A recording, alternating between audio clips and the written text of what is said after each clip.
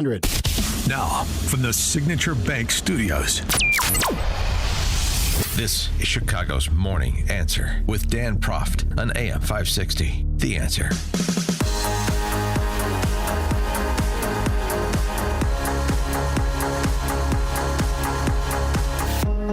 Top of the morning, Dan Proft here, and I mentioned earlier in the program, it seems like there's some good news afoot in terms of a coalition coming together to support the American-Israeli campaign in Iran, despite some of the initial hesitance. President Trump, and we'll see, but President Trump entertained the Japanese Prime Minister Takaichi at the White House yesterday.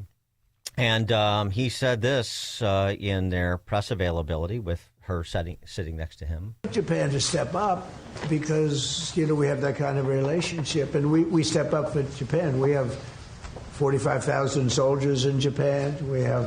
We spend a lot of money on Japan. And we've had that kind of a relationship. So I'm not surprised that they would step up.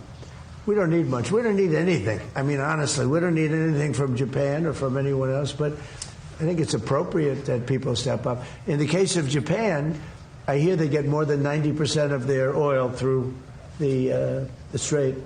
So that's a big reason to step up. I mean, we've demolished, that country is close to demolished. The only thing is the strait. It's very. Trump was asked about putting troops on the ground. Potentially put U.S. troops or more troops in the region. No, I'm not putting troops anywhere. If I were, I certainly wouldn't tell you. But I'm not putting troops, and we will.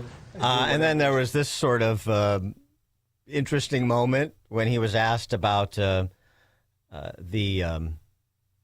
surprise strikes on Iran. At least they seem to be a surprise to the Iranians. The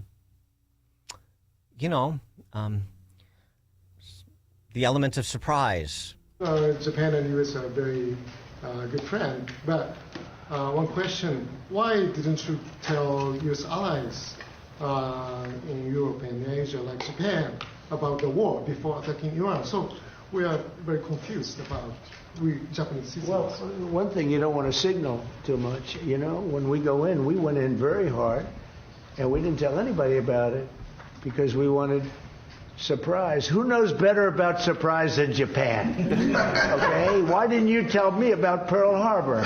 Okay? Right? He's asking me, do you believe in surprise? I think much more so than us.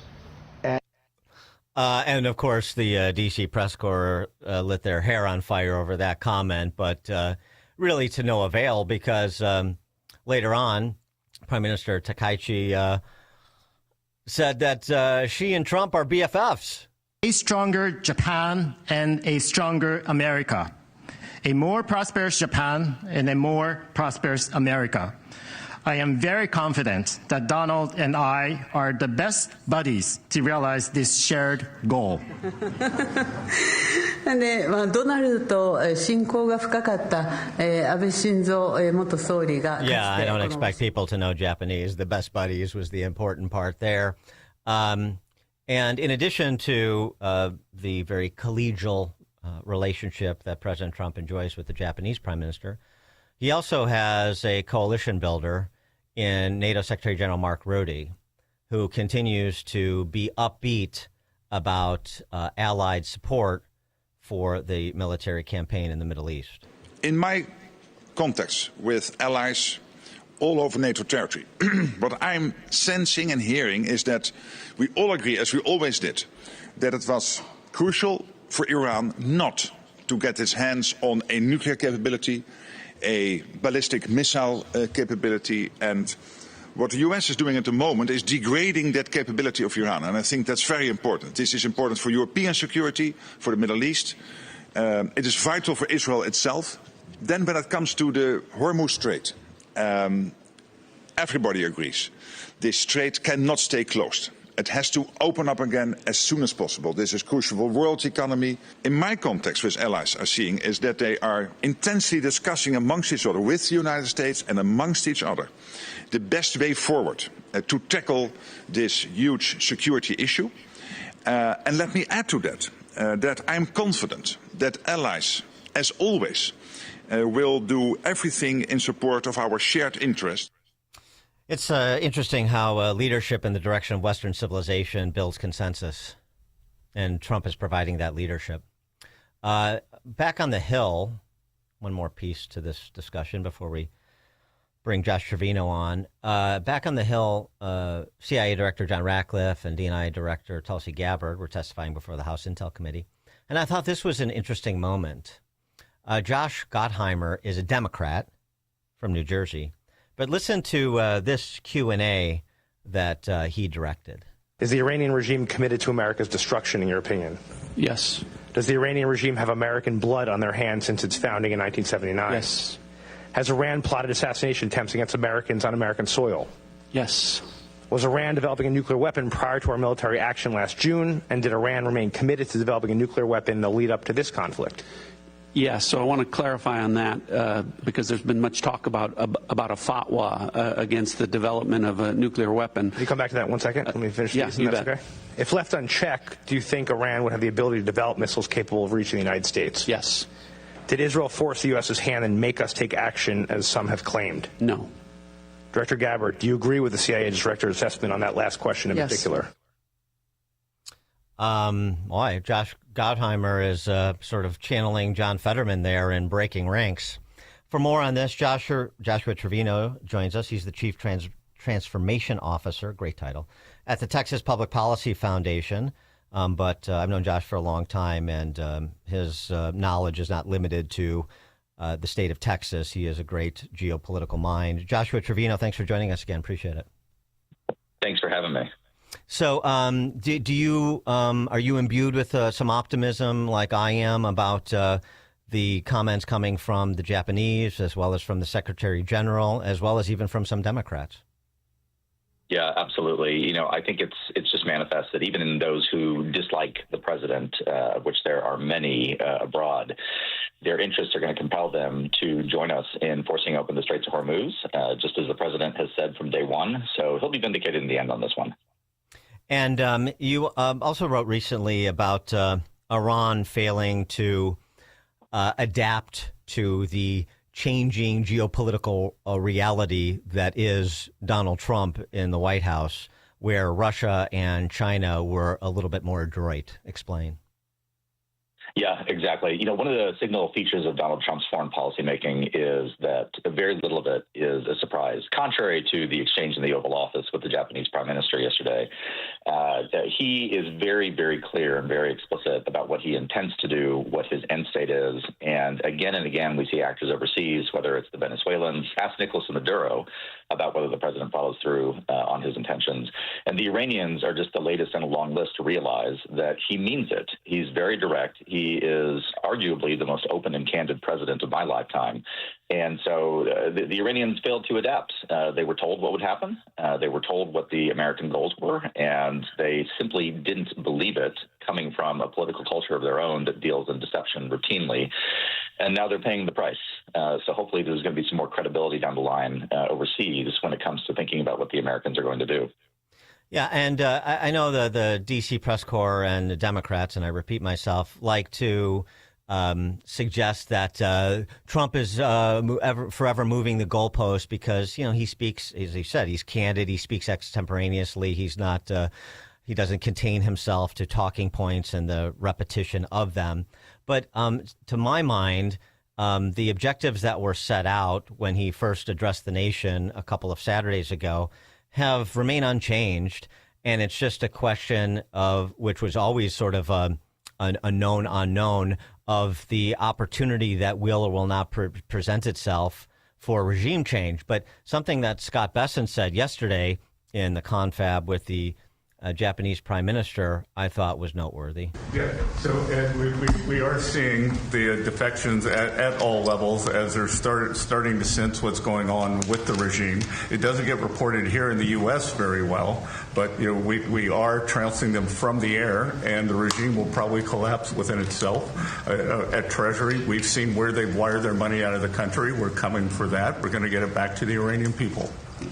Mr. President, defections. So defections, money outflow. I mean, that's not saying that the collapse and a popular uprising to install new leadership is inexorable, but there are some indicia that this is occurring, and that maybe requires a little bit of patience with an impatient public. Yeah, I think that's exactly right. And anyone exhibiting impatience really needs to take a step back. This war is less than a month old. It's really only about 3 weeks old. Started on February 28th. Of course, you could make the argument that the Iranians have been at war with us for over half a century, which I think is true. But give some time for the policy and the strategy to play out. Human events do not happen overnight. And there is a strategy with this one. There is a vision for it. And, to your point, Dan, not only has the president been consistent in the past few months as to the American goal here, he's been consistent for the past several decades in his view of the Iranian regime and what ought to happen to it. So this now is fulfillment time.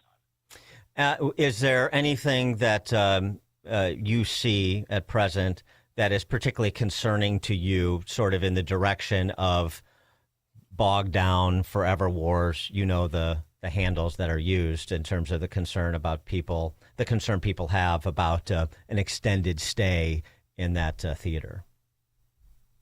No, not in the sense that I see that coming. We were bogged down in Afghanistan for 20 years. We've been fighting Iran on the combat level for about 20 days. It's simply not comparable. Americans ought to always have rational concern for policymaking. I think that's something the president would agree with. But at the same time, this is qualitatively different than what we've seen, particularly in the Middle East over the past generation. And it is a necessary policy, and moreover, one that's been forced upon us by the Iranians themselves.